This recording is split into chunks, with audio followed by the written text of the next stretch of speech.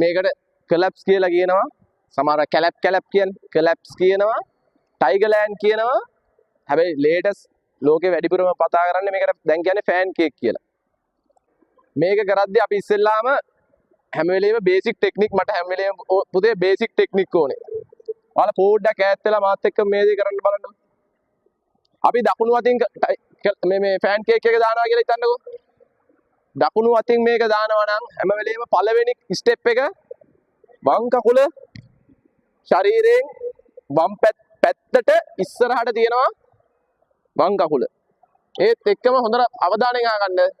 වම් අත ඒ පාදයෙන් ඉස්සරහට ඈතට බිමින් තියනවා.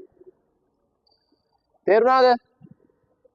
ඊට පස්සේ ශරීරයේ බර වම් අතට දෙනවත් එක්කම දකුණු අත බිම දිගේ අතුල්ලගෙන යන්නේ නැහැ. බෝලේ තියෙන දැනට ගිහිල්ලා බිම තියෙනවත් එක්ක මේ නී එක අංශක 90කට අරවනවා. ධනිස්ස බිම වදින්න නැති වෙන්න සහ යට කොටස බිම වදින්න නැති වෙන්න.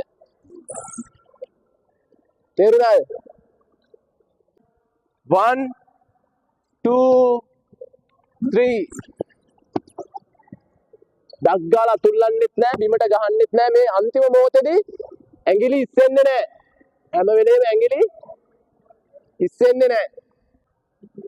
1 2 3 එකම අපි try කරමු අනිත් අතට කරන්න.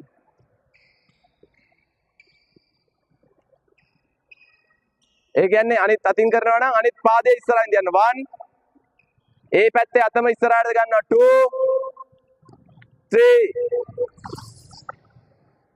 ඔය හැම වෙලාවෙදීම කකුල අංශක 90ට නැමිලා තියෙන්න ඕනේ.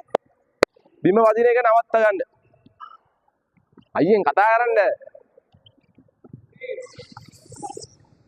ඒ වෙලාවේ ඇඟ පොඩ්ඩක් ඉස්සරහට තල්ලු කරගෙන යන්න එපා. මෙහෙම තල්ලු කරගෙන යන මේ බෝඩ් එක ගාව ඔයාලගේ තුවාල වෙනවා. එහෙම ඇදගෙන තල්ලු කරගෙන යන්න එපා. එතන අත බිමින් තියලා බෝලේ වැටෙන තැනින් බිම තියනවා. දැක්කද මේ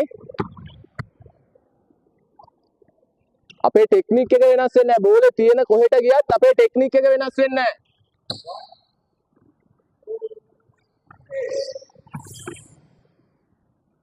නැගිට ආයිත්